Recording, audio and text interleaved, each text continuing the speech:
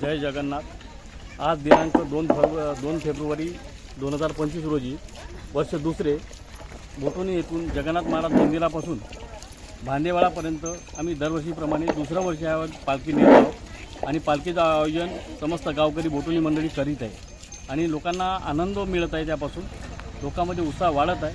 दरवर्षी पालखीमध्ये संख्या वाढण्याचे चान्सेस आहे।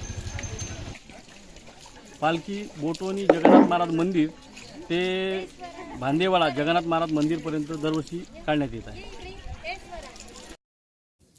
सालाबादप्रमाणे यंदाही हा दुसरं वर्ष असून बोटोनी ते भांदेवाडा सद्गुरू जगन्नाथ महाराजाची पालखी बोटोनीवरून निघालेली आहे आणि पालखीसोबत महिला वर्ग, बालवर्ग, ज्येष्ठ नागरिक, युवा विद्यार्थी असे 300 ते 400 लोक सोबत आहे आणि आता पालखीचं प्रस्थान मारेगाव इथं थांबलेलं आहे।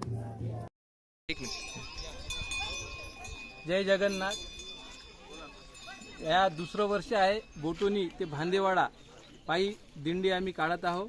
बोटोनीला जगन्नाथ बाबाचा मठ आहे व भांदेवाडा हे जगन्नाथ बाबाचे जन्मस्थान असल्यामुळं असा आमचा विचार होता की दरवर्षी आपण तिथे भेटीसाठी जायचं।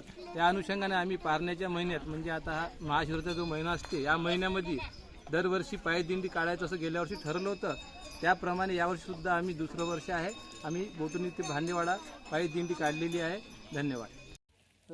ही दिंडी गेल्या आज म्हणजे हे दुसरं वर्ष आहे। मागच्या वर्षीसुद्धा जवळपास 80 ते 90 लोक आम्ही बोटोनी ते भांदेवाडा या दरम्यान पदयात्रा करत जगन्नाथ महाराजांची ही पालखी घेऊन सालाबादाप्रमाणे याही वर्षी आम्ही जवळजवळ 150 लोक बोटोनीवरून भांदेवाड्यासाठी निघालेलो आहोत आणि महाराजांप्रती असलेलं जे प्रेम आहे त्या माध्यमातून ही सगळी मंडळी जगन्नाथ बाबांच्या या दिंडीमध्ये जुळलेली आहे आणि इथून आम्ही आता मारेगावला आलेलो आहोत। मारेगाववरून भांदेवाड्याकरिता थोड्या वेळात आम्ही प्रस्थान करणार आहोत।